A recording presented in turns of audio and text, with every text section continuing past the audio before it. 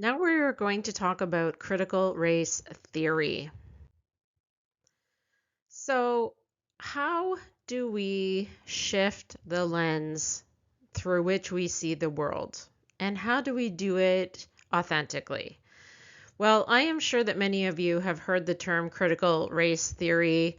It received a lot of publicity, if you will, a little bit of criticism, if you will. It was a term that the pandemic really shot a bright light on. And so maybe you're familiar with critical race theory, but maybe you don't have a good understanding of what it is. So, like any theory, it helps us understand the world around us. So, just like the picture on your screen, it is a lens with which we view the world. And critical race theory is a framework that examines how systemic racism and inequalities are embedded within our social institutions.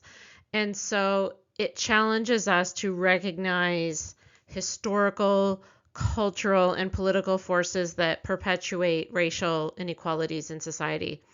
So, by analyzing power dynamics and uncovering things like implicit biases, critical race theory creates an awareness and hopefully fosters social change.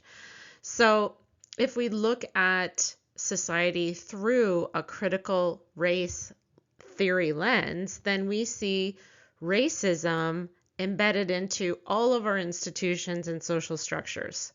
We see that race is fundamental to our understanding of inequality and is the basis of privilege and power in society. And perhaps even more importantly, critical race theory recognizes that race intersects with other identities such as gender, sexuality, ability, social status, etc.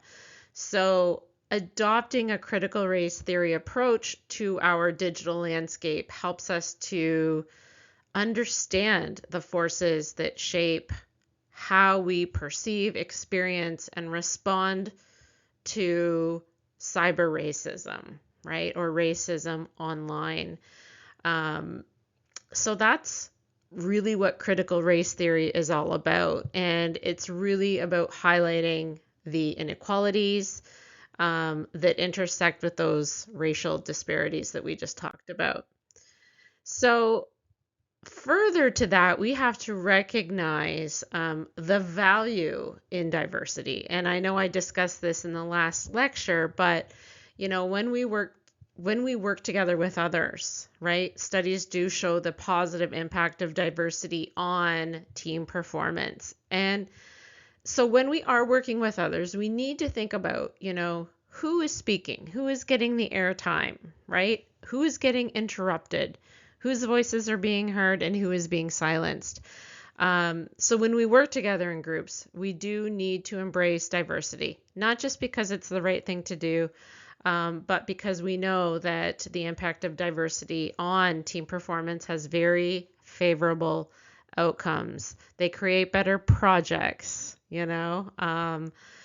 studies are done in the workforce, better outputs, better job satisfaction, things like that, right? It's just overall better business performance. So it just makes good sense.